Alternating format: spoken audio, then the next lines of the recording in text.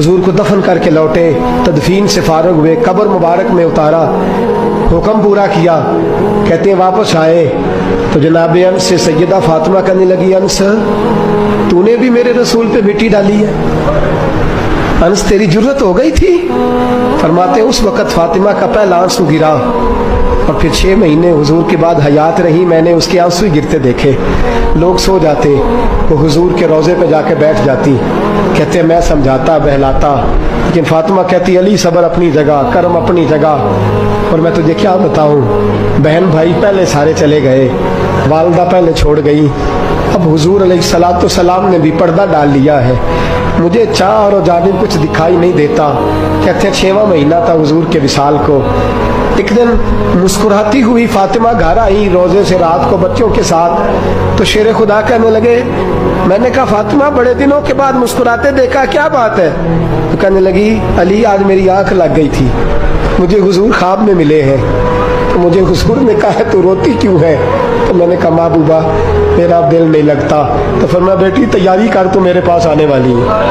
हजरत अली फरमाते बस फातिमा बीमार हुई, चंद दिन गुजरे तो मुझे बुलाया, कहने लगी अली वक्त जाने का आ गया है, ये अली के घर की है इज्जत अली से सुनते, नबी के घर की है इज्जत नबी से सुनते, वो जिसने मुअज़्ज़ज़ किया घराने को, हुसैन पाल के जिसने दिया ज़माने को, जाने का वक्त आ गया है अली। पहली बात तो ये है कि हुजूर की नवासी जनाब उमामा से शादी कर लेना, वो हुजूर को बड़ी प्यारी है। और दूसरी बात ये है कि मेरे हसन हुसैन इनका ख़ास ख्याल रखना।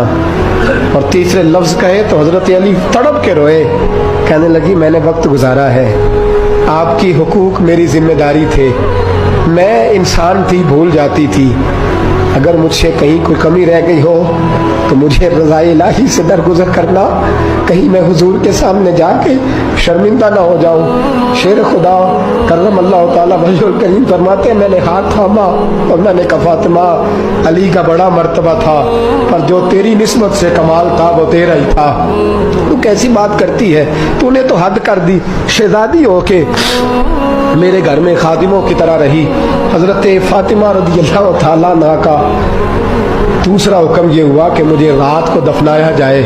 और फरमाया मेरे पहले मदीने में ऐसा नहीं होता था, ये हजरत फातिमा ने सबसे पहले कहा। फरमाया मेरी चारपाई के साथ लगा के ना शाखें, चारपाई के साथ तो ऊपर ला के उन्हें ऊपर से बांध देना और उन शाखों के ऊपर एक कपड़ा डालना, मेरे कफन पर भी किसी की नजर न पड़ जाए।